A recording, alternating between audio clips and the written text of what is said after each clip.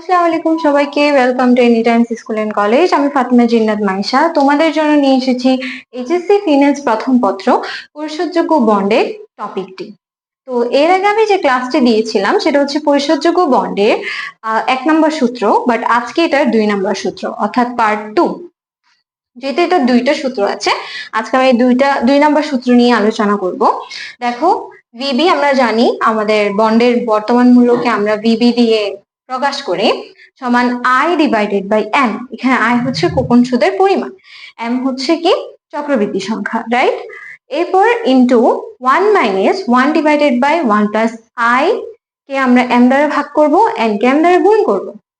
Same ভাবে আমি একটা জিনিস বলি, 1 নম্বর সূত্রটার মতোই সিমিলার, জাস্ট তোমার যেখানে আই বড় হাতের আই এবং ছোট হাতের আই যেখানে আছে ওই সবগুলোকে ডিভাইড করবা এম দিয়ে, আর যেখানে যেখানে এন থাকবে সেটা গুণ করবা এম দিয়ে। ঠিক আছে, এতটুকু ক্লিয়ার করলে হবে।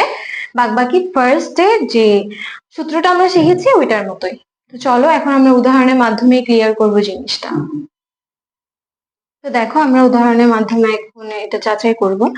উদাহরণে দেখো, আমাদেরকে বলা হচ্ছে যমুনা ফ্যান লিমিটেড প্রতিটি 3,000 টাকা মূল্যে 10 বছর মেয়াদী বন্ড ইস্যু করেছে, অর্থাৎ বিক্রি করেছে। কুপন সুদের হার 10%। এখানে দেখো এফবির মান দেওয়া আছে, আমাদের মেয়াদ দেওয়া আছে এবং সুদের হার দেওয়া আছে, প্রয়োজনীয় আয়ের হার 8% দেওয়া আছে। এবং দেখো মোস্ট ইম্পর্টেন্ট লাইন, সেটা হচ্ছে সুদ হচ্ছে অর্ধবার্ষিক।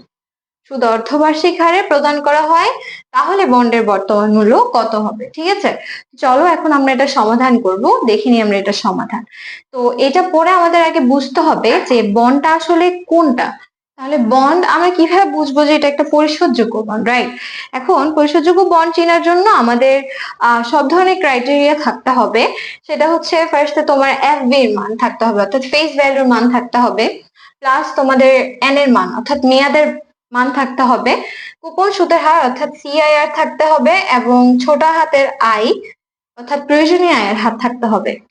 এবং তোমরা যখন এগুলো দেখবা তখন তোমরা বুঝে যাবা যে এটা একটা পরিশোধযোগ্য বন্ড। ঠিক আছে, এখন দেখো জিনিসটা হচ্ছে সুদ হচ্ছে অর্ধবার্ষিক, দ্যাট মিনস এখানে আমাদের চক্রবৃদ্ধির সংখ্যা 2 হবে। ঠিক আছে, অর্ধবার্ষিক মানে কত হবে?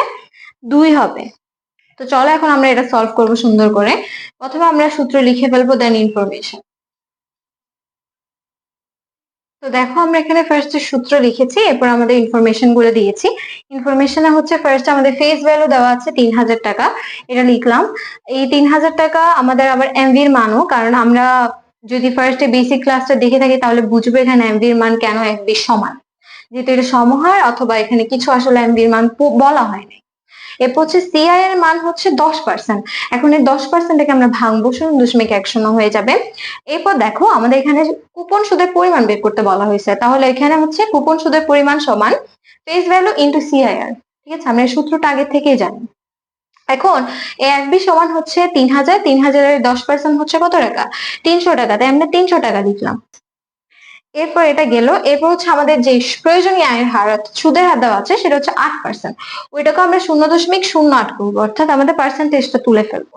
এম এর মান 2 বার, কারণ সুদ অর্ধবার্ষিক হলে এম এর মান কি হয়? 2 হয়। ঠিক আছে, এখন আসো সূত্রটা আমরা বসিয়ে দিয়েছি, সূত্রটার মধ্যে এখন আমরা ইনফরমেশন গুলা বসাবো। তো দেখো এখানে আমরা ইনফরমেশন গুলো বসিয়ে দিয়েছি।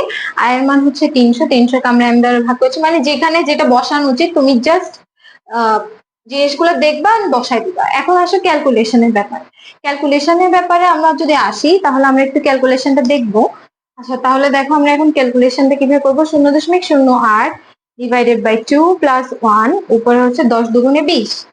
ঠিক আছে, আমাদের n ইন্টু m যেহেতু, এরপর ওইটা 1 ভাগ আনসার, 1 মাইনাস অ্যান্সার, আমাদের এটা আসে। ওইটাকে ভাগ করবো 0.08 ভাগ 2 দিয়ে। আমরা একটু ব্রেকেট ইউজ করে,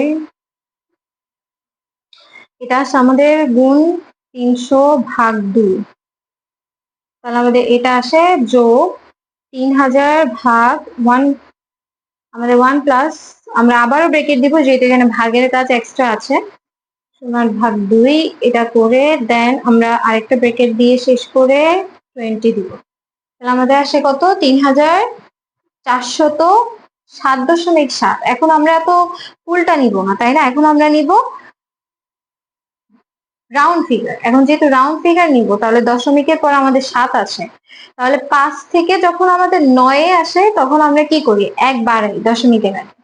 তো যেহেতু এখানে 7, তাহলে এটা কি হয়ে যাবে, 3408। ঠিক আছে, তাহলে আমরা আমাদের অ্যান্সার পেয়ে গেছি। আশা করি তোমরা অঙ্কটি ভালোভাবে বুঝতে পেরেছো। এটা সূত্র আমি সুন্দর করে বুঝিয়ে দিয়েছি। আর যদি ভিডিওটা ভালো লেগে থাকে, অবশ্যই ভিডিওটি লাইক করবে, কমেন্টে জানাতে ভুলবে না কেমন লেগেছে। এছাড়া আমার চ্যানেলটিকে সাবস্ক্রাইব করে পাশ থেকে বেল আইকনটি ক্লিক করে রাখো, যাতে যে কোনো নোটিফিকেশন পেয়ে গেলে দ্রুত তোমরা ক্লাসটা করে নিতে পারো। দেখা হচ্ছে ইনশাআল্লাহ পরের ভিডিওতে। ততদিন পর্যন্ত সুস্থ থাকো, ভালো থেকো। আল্লাহ হাফিজ, আসসালামু আলাইকুম সবাইকে।